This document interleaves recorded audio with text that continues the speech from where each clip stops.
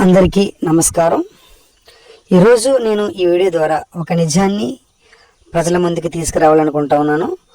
ముఖ్యంగా మచిలీపట్నంలోని మత్స్యకారులకు మేలు చేసింది ఎవరు, మత్స్యకారులను వెనక నుండి ప్రోత్సహించింది ఎవరు అనే నిజాన్ని ఈరోజు నేను మీ ముందుకి తీసుకురాబోతా ఉన్నాను. ముఖ్యంగా మత్స్యకారులను ప్రోత్సహించింది ఇప్పటి టీడీపీ గవర్నమెంటా లేక అప్పటి గవర్నమెంట్ వైఎస్ఆర్సీపీ గవర్నమెంటా అనే ఒకసారి నిజాన్ని మీరు తెలుసుకోవాలనుకుంటే ఈ వీడియో తప్పనిసరిగా చూడండి.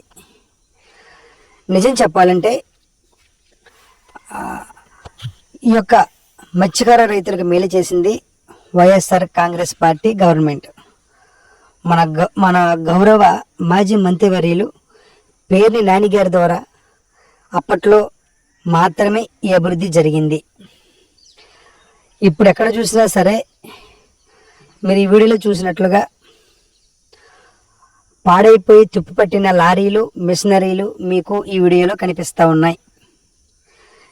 నిజం చెప్పాలంటే గత గవర్నమెంట్ చేసిన అభివృద్ధి పనులన్నీ కూడా ఇప్పుడు ఆగిపోవడం జరిగింది.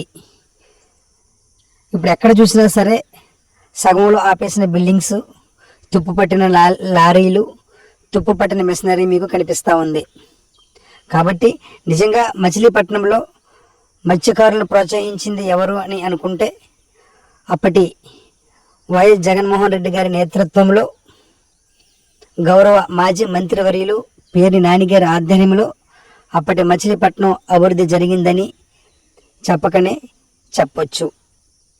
కాబట్టి నిజంగా మచిలీపట్నం ఎయిర్పోర్ట్ని ఎవరు అభివృద్ధి చేశారు అంటే అప్పటి government, YSR Congress party government Perni Nani గారి నేతృత్వంలో జరిగింది. ఇప్పుడు మీరు ఒక వీడియోలో చూస్తూ ఉన్నారు, మిషనరీ అంతా కూడా పాడుబడిపోయి మనకి కనిపిస్తూ ఉంది, పనులన్నీ కూడా ఆగిపోయాయి.